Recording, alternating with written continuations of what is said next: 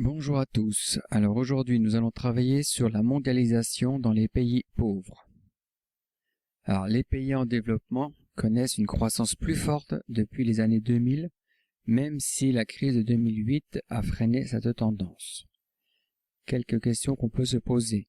Quel est l'impact de la mondialisation sur les pays pauvres? Quel est l'impact des pays pauvres dans la mondialisation? Notre petit 1 s'intitule « Les pays pauvres dans la mondialisation ». Globalement, les pays pauvres participent peu au commerce mondial, environ 2% des échanges. L'essentiel est réalisé par l'exploitation des matières premières, le cuivre en Zambie par exemple, des ressources énergétiques comme le pétrole au Nigeria, et des produits agricoles comme l'agriculture commerciale, le coton. Cette exploitation est la plupart du temps dans les mains de grandes entreprises mondiales des pays développés ou émergents comme l'Afrique du Sud ou la Chine. La majorité donc des pays pauvres se situe essentiellement en Afrique.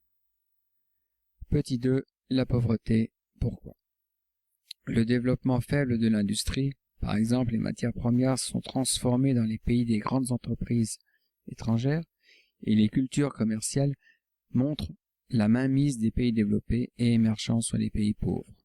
Voilà une des premières raisons. Ensuite, le facteur démographique explosif, plus de monde, tout comme aussi l'évolution du sida qui casse les solidarités et le développement, l'enclavement de certains pays, la corruption, les guerres, les régimes autoritaires, la faiblesse des services publics, dont la protection sociale, l'insuffisance des infrastructures, les routes, les égouts, etc., sont autant de facteurs de la pauvreté. Notre petit 3, la pauvreté pour qui?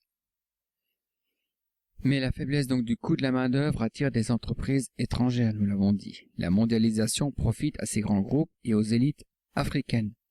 Globalement, 50 à 70% de la population dans ces pays vit avec 1 ou 2 dollars par jour.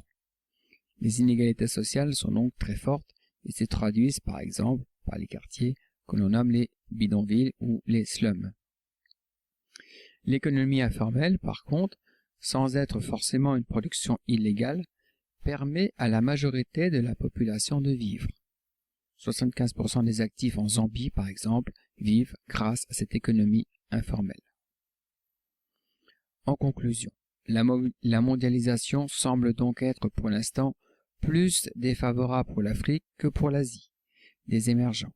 L'Afrique des pays pauvres est intégrée dans la mondialisation, mais elle est dominée par les pays développés et émergents. Je vous remercie. Created using Powtoon.